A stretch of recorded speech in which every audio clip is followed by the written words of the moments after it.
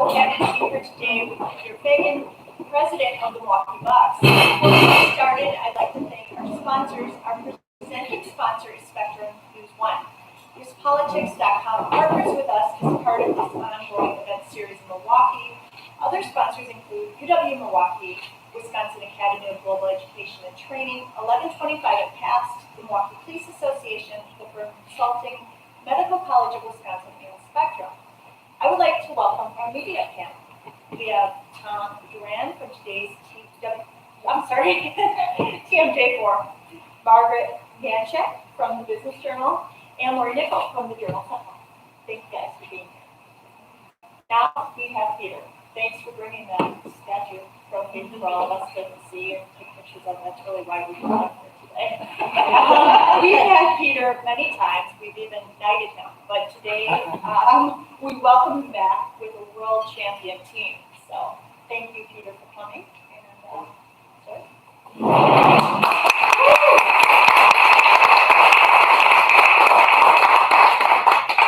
Larry O'Brien, I will refer all questions that I can't answer to him.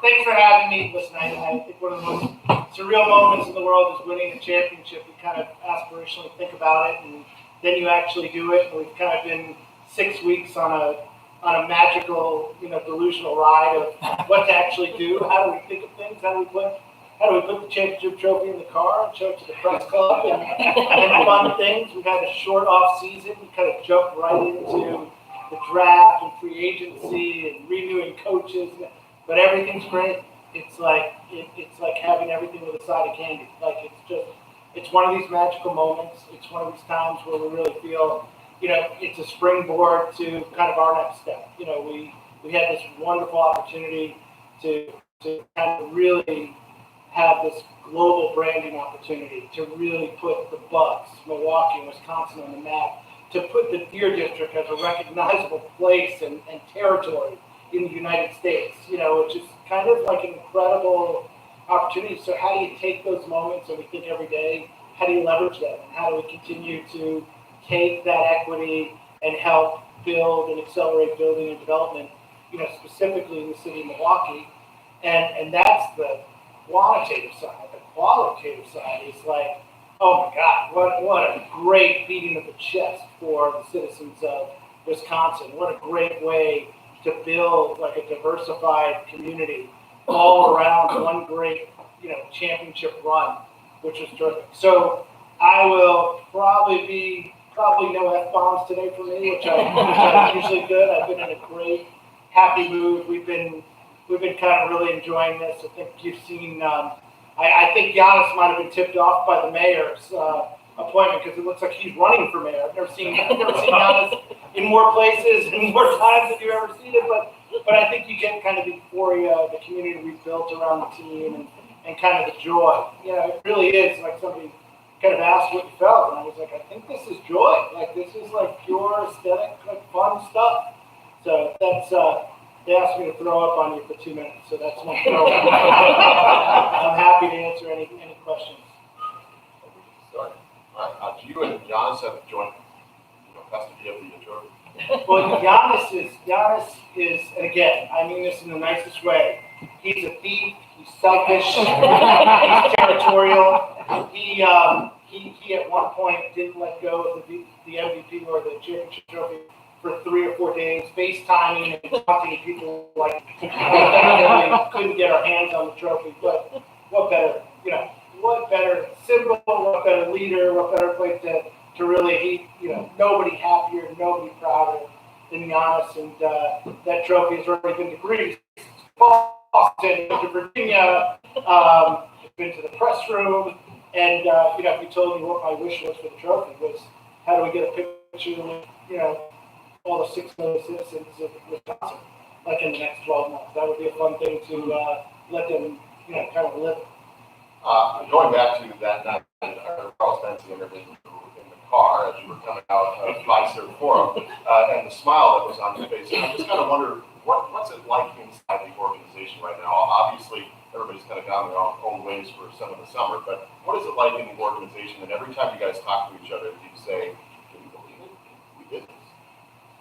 I think we're still in a daze, to be honest. Like, it's one of those moments. I mean, Charles Benson, I laugh. I don't actually drink too much. I think half the world thought I was drunk, and that just shows you kind of at what level, kind of it was, where you don't know what to do and you don't know how to react, and it's such like euphoria at such a moment. So it's like one of those. It truly is what you dream about. Like, how do you come together as a group and really achieve something that is so hard, so fragile, so tough to do, and that's what makes championships special and great. So I do think Bud and I usually go at each other pretty strong all the time. Like, we've probably hugged more in the last 6 weeks than we ever have.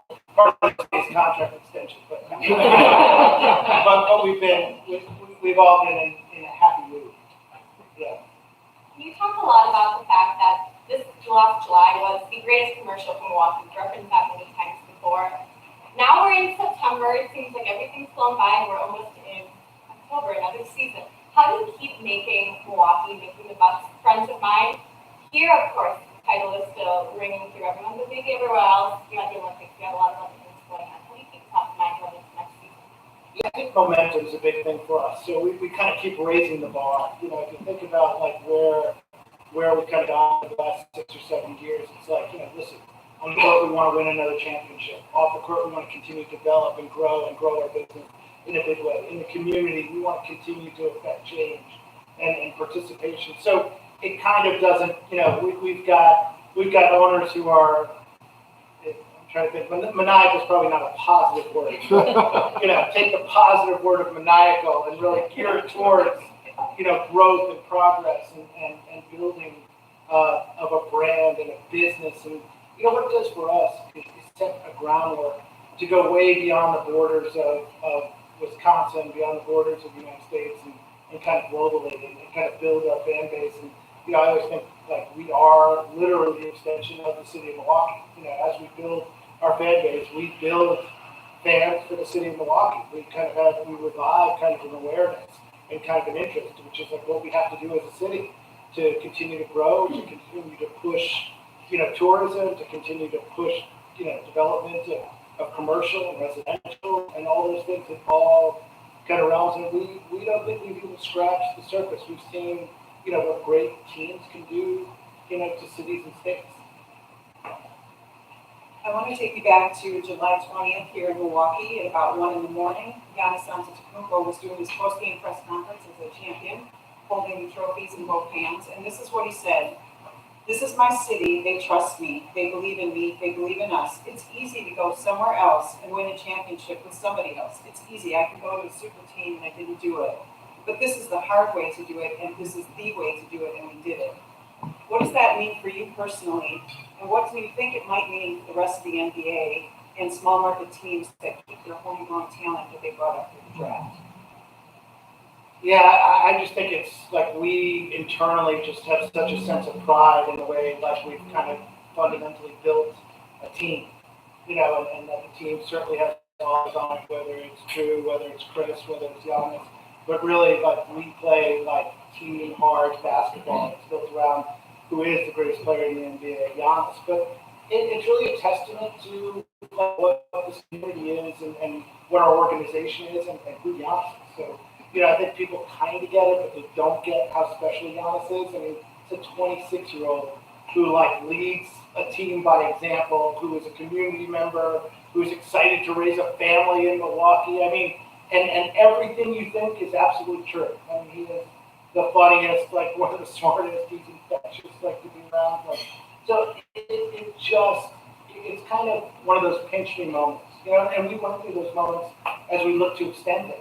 And as we look to extend his contract. So, this isn't a surprise. I was just telling my table mates, don't kid yourself. Milwaukee sold him. 50%. This is a way of life that all of us and a lot of people love, and we just have to kind of beat our chests and sell to everybody else because it's a great way of life. Kind of piggybacking off of Margaret's question and taking the recognition of this world champion team beyond Milwaukee, do you think that the other partner organizations have really done enough to get that word out there to other parts of the country and the world? So what do you mean by partner organization? Visit Milwaukee, all the different places they go in and they try to use that as a team to felt Milwaukee? Well, I think it's become inherent. So, like what's happened, like, yes, it was an element, but now you really have like a world championship team that's recognizable by billions, and what's happened. So there's like a lot of awareness. I mean, listen, our owners are great examples. They are in hundreds of businesses. They are in lots of countries. This is not one of their larger companies. But the first question everybody asks is, tell me about the Bucks. Literally, that's what pro sports kind of does and can do. So if you can have a great and recognition from your pro team, yeah, I think this is like an unbelievable opportunity for all of us. So whether it's Visit Milwaukee, whether it's the Center District, whether it's tourism for the state, this is one of the springboards like you wish for coming out of the pandemic. So it gives us the opportunity to leverage the hell out of it. When you talk about brand recognition and the Giannis effect that we've heard so often, how have the Bucks since the title been able to maybe talk with international partners, international companies for upcoming seasons? So I would say like the biggest change is, so I'm a sales and marketing guy. So like I'm a prospector. We go out, we want to grow, we want to sell sponsorships, we want to sell tickets, and that has been for the last 6 years a outbound process. Like without the difference is now it's becoming inbound. So like when you talk about what the interest is, and it's inbound internationally, it's inbound domestically, it's inbound at increased rates, like with recognition. So all those things are residual effects of what a championship does. And then what it means, like, listen, we were in the finals. We were the number 1 digital product in pro sports, for 2 weeks. Giannis is the number 2 uniform in the NBA. There are just nuances that, like, where awareness is, where impressions are, where recognition is. It's not aspirational anymore, it's actual. So how do you think about that and leverage it and raise the bar? And the real truth is we don't have to do too many educational meetings. So I would tell you 6 years ago, I would go to 100 meetings and tell them what our story is and what our vision is and what we think we'll do. Now we explain, by the way, that we're the NBA champions. It's a different way to introduce yourself. Speaking of that, before you won the championship, you had 131 million views on social platforms just for the Bucks. Sam management said that they tracked social media platforms for popularity and then mentions in the press.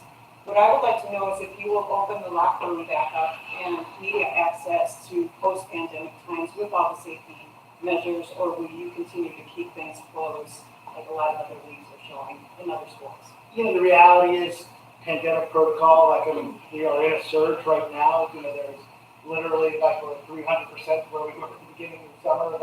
The variant is real, and we will have, my bet is today we will have COVID protocols that will completely limit kind of where interaction is, with the players and with the referees and with games. So I don't see in the near future kind of protocols changing as we continue to kind of deal with COVID, which is going to be real, and as we think about how to operate our business. And Summerfest is going through it now on how to staff and how to bring in fans and what the rules and regulations are. So unfortunately, when you're in the sports entertainment business today, COVID is a real element on a daily basis. It's really fluid, but I think as access to event level, I call it, in players and coaches, will not change in the near future. You mentioned briefly there ticket sales. Can you expand a little bit about ticket sales post a championship run? What is it like? Well, you got to put everything in perspective. So we were in a pandemic where we didn't have a home game, for a long time, and what we did was allow our season ticket holders to either renew their tickets, not knowing if they'd ever attend a game in 2021, or not. So you got to think how, when you talk about on the retail side, how important this championship was. And I would tell you, 20 out of 30 NBA teams are probably really struggling to make up ticket sales and their season ticket holders after the pandemic. What it's done to season ticket holder bases and what it's done to ticket bases. For us, it's put us right back at a level in where we were in 1920 on baseline with growth opportunities. So I mean, winning a championship has got us back to par. And that sounds like not much, but that's astronomical in what's happened in the last 18 months, like in the country for sports entertainment.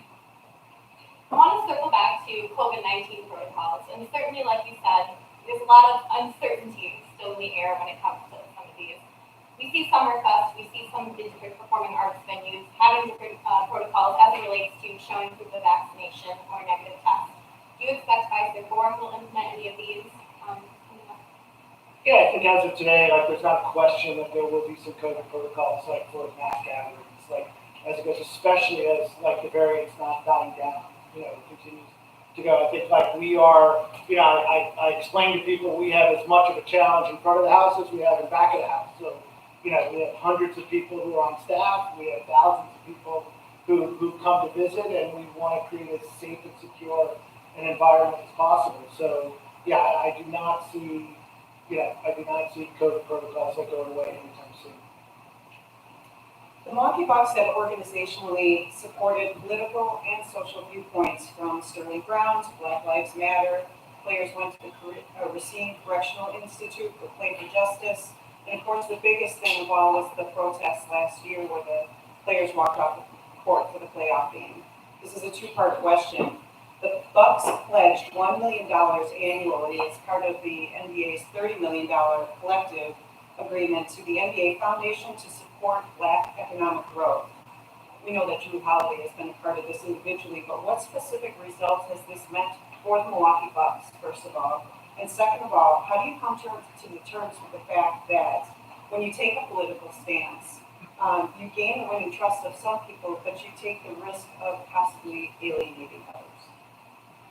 Yeah, I'll start with the latter. I mean, I think you stand for something, and it can be polarizing, and you will stand. We try to make it pretty simple, like how to stand for equality, in general sense, and kind of like general right and wrong in a community. We represent, extremely diverse fan base, and have kind of been very consistent and direct on that in a big way. And I think as an organization, people don't like to hear it, but sports circumvents life, and it's a part of everybody's emotion and brain and everything else. And I'm very proud. And it's kind of like if you told me 6 years ago I would be so engaged and kind of like it would be such a part of our DNA, I would have said, "Oh, I'm a little." How do you look at the success? It's sort of another two-part question here. But what happens in the Deer District in the future? I kind of want to hear some of the plans that are more final now. And then how do you take that outside of Milwaukee? We talk about this win benefiting the city, but more than benefiting just downtown. How do you take it into the other areas of the city? Yeah, so I think like number one for us is like how do we, our micro focus is continue to build and create density in the Deer District and the Wisconsin Center District, and how do we really make west of the Milwaukee River that destination? If you told me Magic Wand, great. We want 365. Program days, we want to drive audience, we want to drive visitation, we want to make this like a vibrant, incredible place. And then if you talk about kind of what we think the opportunity is, it's like we have the opportunity, whether it's M7, whether it's the Wisconsin Center District, how do we help sell this city? As a brand, like we're a tool. We've got one of those things. Like I will tell you, every convention that comes into town as a prospect, like you bet, like we should bring them to Fiserv Forum, show them the locker room, treat them, this is a special place now. This is where we won a championship. We've got unbelievable facilities, we've got unbelievable stars and personalities. So how do you've got Giannis, who's like a global icon. Like, by the way, Giannis is accessible. That changes the way people think. One of the ways we sell our sponsorship is access. Like, we're normal, like we over-service, we want to give people like the opportunity and experience. So it's all encompassing. And then for us as growth business, which is a great question, which our owners kind of hit me over the head with all the time, is like what next? And what next is really thinking about how to take this brand and think about what the extensions are, whether it's partnerships with private equity, whether it's more building, whether it's taking, into different sections of the country and thinking about how to build, businesses, which by the way has been done in by ourselves and by some other pro sports teams. So there's great models in place to continue to do it. But we just, we think the sky's the limit. And for us, it's prioritization. Like, what are we going to focus on next? And when you talk about what's next, obviously the Deer District continues to be developed. You talk a lot about live, work, play. Mm-hmm. Coming up next, the Trade Hotel. I'm curious, where are you on track to have a groundbreaking this fall, and what is the benefit of adding a hotel to the overall complex? Well, a hotel is a big deal. So, like, it's a destination. It's like, for us, I talk about density. You want people. You want people there. You want attendance, night, day parts, weekdays, everything. So how do you continue to curate content and everything? Having a destination hotel, a new restaurant, all those things are big deals. I think groundbreaking. Barry, when's groundbreaking? A week from Friday. It's groundbreaking. So, yeah, I mean, it is fantastic. And to be able to get that done, like, by the way, that was done before a championship. That was done in the middle of the pandemic. That was like kind of one of the big things. I think our next focus is people living. We've got the 550 loss, but we've got a big opportunity to kind of rethink residential. I think the big thing here is the world has changed dramatically in the 5 years since we submitted like a general plan design. And Steve Morales here, who's lived this like with us forever, like with Ringo, but I think like we've also started to look at like what might be pivots and what might change as the elements of those, because our way of living has changed, kind of our trends have changed. Like our building in the city of Milwaukee has changed with where commercial inventory is, where residential inventory is, and things like that. This is more of a basketball personal question again, but against Brooklyn, Giannis goes down with that grotesque hyperextended knee, and miraculously, he's back basically 2 weeks later. Very few of us got to see behind the scenes how much training and rehab went into that, but it was around the clock. He was in compression gear, he was working hard, he was in a lot of pain. I wanted to know what you personally were experiencing during that time as somebody with your role with this organization. Was it traumatic or scary, or maybe you weren't surprised that the team carried through anyway, and what did you know of his comeback efforts? I was going to defer that to Larry, but personally, I think your heart is in your throat when it happens. So there's no other way to explain it. That's what pro sports are. In the moment, things change. I mean, I watched that rewind 50 times before it could happen. I was with my wife. We didn't say much. We just kind of like paused and paralyzed. And the first thing we do, which is like another testament to who we are, is John Horst and I were like downstairs as quickly as possible just to make sure, not like what's wrong with Giannis' knee, like is he okay? And then Giannis is a whole different, like I said, this guy's a different person. So, I think it's a testament to like, where pro athletes are and what happens. But yeah, he's a force of nature. And like I would say that was 50% physical, 50% will to get done, and just like, again, this is a guy who scored 50 points in game 6, like you just couldn't make up the storybook, story of Giannis, and it's really kind of incredible. So if you asked me at that moment, like, yes, I saw doom, and maybe every 10 minutes after that, start to see some light. We see the big banner that's up on the side of Fiserv Forum. Are there any plans to permanently memorialize this year's championship? Oh, I think we have thousands of ideas. We'd love to. Can you pepper them? Well, no, because I think like our big thing is how do we partner, because everything we want to do is like ingrained and like really part of the fabric of the city. So how do we work with communities and cities in different ways to have fun with it, and kind of like really celebrate, and kind of convince, city officials and county officials and others that it's not an advertising, it's a celebration. Bronze Giannis, maybe, just over there. I don't know. It's funny. Like I don't think we're ready for statues. I think like we'd like a nice run. Maybe after a few years, if you ask me that, maybe it's statue time. But let's have a good run, before we start molding statues. You talk a lot about the Deer District and Fiserv Forum and how 5 years ago to now, my goodness, how much has changed. When we look at the postseason, going from a couple thousand fans, 20,000 fans, 65,000 plus. When you look at how this last July looked with the crowds, does it make you reevaluate, for example, that former Bradley Center lot, some of the spaces around it and how you might want to use it in the future? No question. I think that's why we're reevaluating the whole general plan design and kind of going to work with the city and the county council to really think out loud about what is the use of space, and like with the expansion of the Wisconsin Center, how does that work in a good way? Like what's the connective tissue? I mean, one of the things we've always kind of thought about is like it's much bigger than the Deer District. It's how it connects like the east side of the river to the west side of the river to Wisconsin. How do we build like a swatch of land that makes great sense, that's dynamic, and you can navigate in a pedestrian way for events and everything. So yeah, I mean there's no question. Listen, I tell everybody like, of course I thought 65,000 people would come to watch. Like no way. I mean that was crazy. So it gives us this opportunity. It gives us like what does that mean for us? Like for us, it changes the concept of what can be done. Kind of on how can we create like a safe, fun meeting place. For the state of Wisconsin. That's kind of like our 30,000 foot pie in the sky. Like boy, let's curate some cool stuff.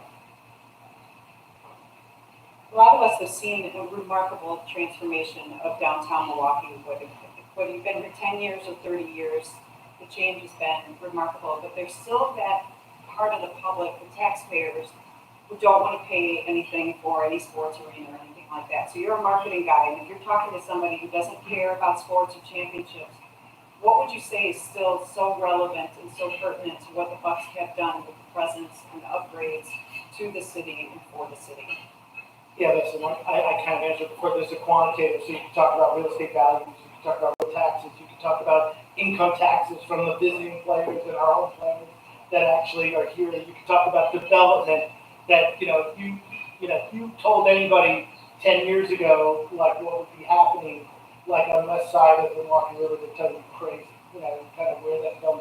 Talk about job growth in a big way. You can talk about vibrant businesses, and then again, you switch over to the qualitative of like, look what can happen. Here's the model. Here's like how it grows. Here's, we always said like it has to be more than an arena. It has to be vibrant. How do we make it a destination? And how do we make it a neighborhood in like a big way? So there are a lot of ways to look at it. And listen, in general, you've got to invest to get a return. Like if we are not, investing and working on growing, like we're shrinking, as a city, and that's not good. And we got to compete. Part of competing is incentivizing companies to move here. Part of it is incentivizing labor pools to move here. Those are all part of, kind of economics, like in a city. So we want to be like one of those engines and kind of one of the examples of like, here's what can happen. I know when we talked right before the parade, that there was a moment during the Phoenix series where you thought, okay, we can actually do this, and we've got to start planning for it, and what that might look like. At what point in the season, though, did you think we might actually do this, and we might go all the way? So we got an incredible CMO, Dustin Gotze, who's kind of one of the most unassuming Iowans in the history of the world. Like, I'm the loudmouth, he's the brain and the constant branding guy who's just like incredible. And he and I always have conversations where like you almost don't want to play jinx. Like we're gonna have to talk about parade. Like let's not talk about parade. So your biggest fear is that you guys don't hear about planning parade, right? Like the last thing we need is for the press or anybody to like make the headline like Bucks are planning for a parade. They might think they're winning. So there's this kind of nuance of how you do it, but I mean, that's what was incredible. The city of Milwaukee, the county, public works was just so great in, hey, like, how do we start? And by the way, like, that has to happen, just so you know, if it ever happens again, like, weeks, and like, you don't shrink wrap a bus in 2 days. Like, those are all, like, big deals. You don't carve out, like, city routes, in 24 hours. So those are all things that we kind of have in the works, for 4 weeks, as we're getting to when you reflect on mid to late July and the chaos, excitement, and I'm sure sleepless in the 48 or so hours from the title to the parade, now looking back, now that you've had some time to process, is there a moment that you really kind of were able to pause and say, okay, we made it ever a success amidst all of the chaos, I'm sure of that. Yeah, so I personally have just just spent a lot of time and effort, and my wife and kids have sacrificed for me in such a way, and I think we're very close. We've talked about it. I went back and forth to New York for a period of my time, and there was a moment, kind of I might cry when I think of it, because it's with about a minute 24 left, it was the first time ever. I was holy cow, we're gonna win the NBA championship. And I never think that. I don't even watch the game. I am I could throw up at any minute, nervousness. I watch the ushers, I watch the housekeeping, I watch everything else just to have a deflection. And I didn't even say anything, just the four of us just kind of hugged in and just couldn't breathe. And it was just one of those holy shit in my life. It's you can't believe it comes together. And that was the moment to do it. Everything else was surreal on top of it. I mean, a parade is kind of nuts. I wish everybody could be on a bus in a parade. And I would have never said that before the parade, but after the parade, oh my God, get on a bus, go on a parade, because it's the best. The best.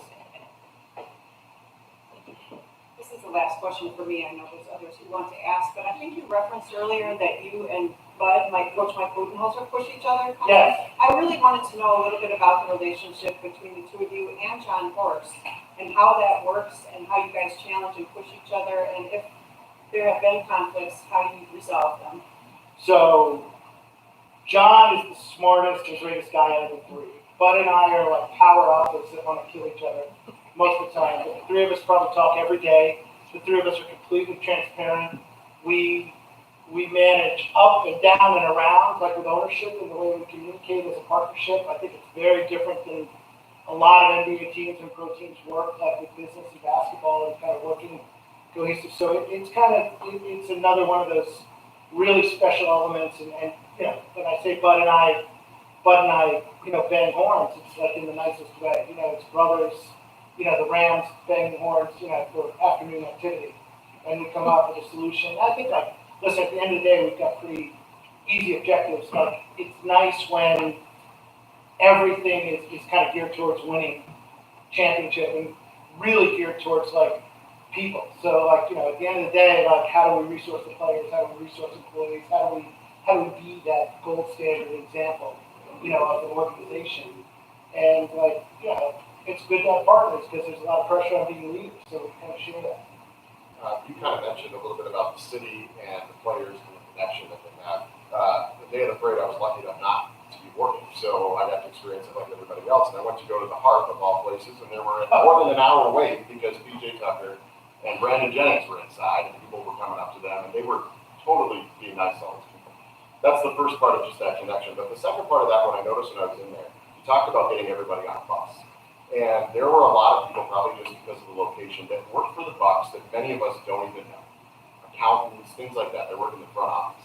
And they were so excited to be there. Some of them were on buses and stuff. I just want to know what the support from all that staff meant as you were going through this. It's not just the players. It's not just you guys, but them as well.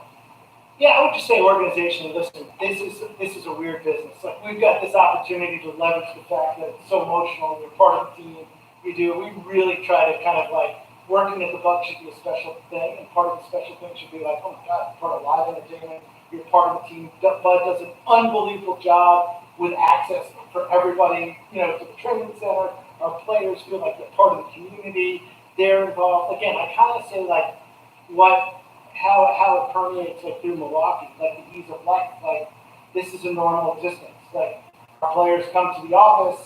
We work hand in hand with each other. We've created kind of a really great environment, to work with. And I think, what you want to do in any business, right? You want people to feel attached and part of it and understand what the goals are. And boy, when you can do that, it just multiplies kind of what results are. So it's kind of the greatest part about being in team sports, and entertainment. It's live. You can live it. It's pretty cool. I know we're talking a lot about the hype of the Milwaukee Bucks. Very well warranted. But there is another sports team in town that is having some success right now, the Milwaukee Brewers. And we saw Giannis and joined the ownership group there. What does it mean for you to see the relationship between the Bucks and the Brewers, and have the Bucks reached out in any specific ways to the team as they're approaching their own hopeful postseason run? Yeah, I would say one of the greatest results of the last 2 years has been the partnership and communication between the Packers, the Brewers, and the Bucks. Like, Mark Murphy, Rick, myself are constantly communicating, whether it's best practices, whether what the league's doing, what we can do, as well as like what's happening on the social justice front, what's happening with our players. Our coaches are all friends with each other. Some of our players are friends with each other. I mean, you couldn't make it up. Like, I really think we're in the equity league together up in Titletown every day. It really is just kind of like, if you wish that this is what you would wish for a state with 3 pro teams to be in partnership, connected, have like a great relationship, how Aaron Rodgers can buy a piece of the Bucks, how Giannis can buy, I mean, what better, approval than like an investment, like in your home team as a pro player in another league. I mean, it doesn't get any better. So I think that's all been cultivated. And I think like the culture at the Brewers is awesome. Our accountants, they're very close. They kind of share. Because the players are coached, Yelich, Giannis, and Connaughton are all very close friends. Aaron and Mark Murphy and LaFleur was at every game. I mean, kind of, you couldn't make it up. It's so great. It's so authentic. It's like their players all the players want to get each other's games. It's pretty cool. Great, thank you very much. Do we have any audience questions? I'm the president of a high school that has an international program, and I just want to thank you because the inquiries for students have gone up because of Milwaukee being put on the map. And I think the Bucks have a chance to be sort of a world team, perceived because of the good story. In some ways, the Packers are perceived because of a small town community that has a pro team. Do you think that the Bucks could become like perceived as a world's team, a fan favorite around the world, if you could put together a string of a legacy to this? No question. I mean, that's the dream. It's like, why wouldn't we be the world team with this great, irreverent, small, city in the middle of the United States that is all good? Great leader, great play, great story. I mean, it's kind of like it's all built up to like, why can't we be like the world's team? And Giannis's connection. The Giannis effect, like when you go globally, it's just, you can't compare it to anything. I mean, Giannis's impressions in China and Europe are bigger than they are in the United States. I mean, and that's what differentiates NBA basketball from Major League Baseball and NFL. They're very domestic. Like, their international audience is not it. An NBA final game is telecast in 215 countries. It's a big deal. There are billions of impressions, versus hundreds of millions. So it is that opportunity. I mean, no question. Peter, first of all, thank you for your service on the board of the Milwaukee Public Schools sponsorship. You and the Bucks have been involved with the social justice movement, civic life of the city. I wonder if you have any advice for the candidates for mayor, and if you thought about running yourself. I have no advice, and I would never run for political office ever. Yeah, I would. Just wondering, this isn't about being a candidate, but it is somewhat political. You're talking about developing your district, and there's been mention about extending the streetcar there. What are your views on that? And if you require it, is it something you put some capital into, either political or financial? Yeah, I don't see that as a political issue, but for us, it's kind of like a general transportation issue. We love like the infrastructure to all roads lead to the Deer District. Is like, sign me up, like no question about it. I think for us, it's kind of where it is and where priorities are. And for our capital, execution and allocation now, it's really focused in the Deer District itself. So I think, as it evolves, like we'd be more than interested. And by the way, like, it's kind of common, it's public knowledge, like the Deer District is equipped and has been built to, which we had to build it, design it so a streetcar can actually kind of run through, to or through or up north through it. So like we definitely contemplated it as long as 7 years ago. Tom? Peter, hi. 2 questions. First, Tom, can we limit Tom to 1 question? 2 questions. I'm on board. Okay. Regarding commercial development, based on the comments you made during the discussion, is one of the things that you and folks at the Bucks organization are looking at in terms of revising your plans for additional development is perhaps reducing some of the buildings that you originally envisioned and replacing it with public space, green space, something to augment what you have with the Deer District Plaza. Yeah, I can answer that, but we're exploring everything now. We're kind of in a like back to general plan design and what would make sense. I think like we're trying to figure out kind of what the balance of developed space would be versus public space, and what does it mean for us to kind of rethink it in a way. We don't have any real hard answers. Okay. Second question. In July, the Journal Sentinel reported that Steve Novak was among a relatively small group of people, a handful of people like the state, who objected to the placement of a sign at the library by Bay Bridge, which is an organization who wants to focus on racial and cultural bias like the state. Given what you said earlier about the Bucks' social mission as part of the DNA, Novak's not an employee. He is an employee of Sports Wisconsin, your TV partner. Have you, the Bucks, raised this issue with him or with Valley Sports about those comments?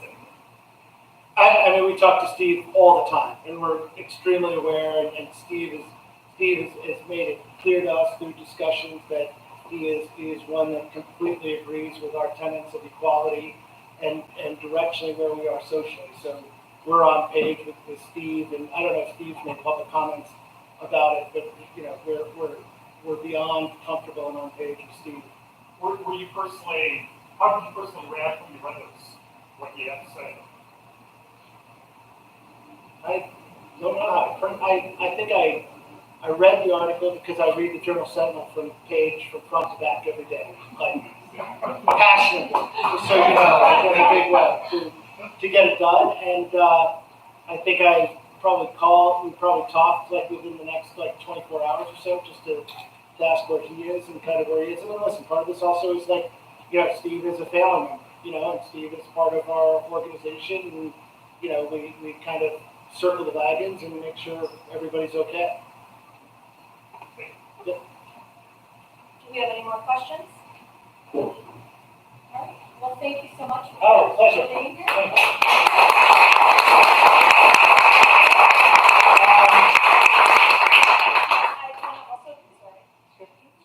No, I was just going to say, like, we'll stay for 5 or 10 minutes if anybody didn't get their picture with Larry, and probably about. Thank you to our media panel, Tom, Margaret, Lori. I also want to thank our sponsors again, Spectrum News 1, WisPolitics.com. We have another Newsmaker event on September 22nd with Cavalier Johnson. And please, if you're not a member, join. We're a fun group. You can talk to Joette about that. Thank you so much. Oh.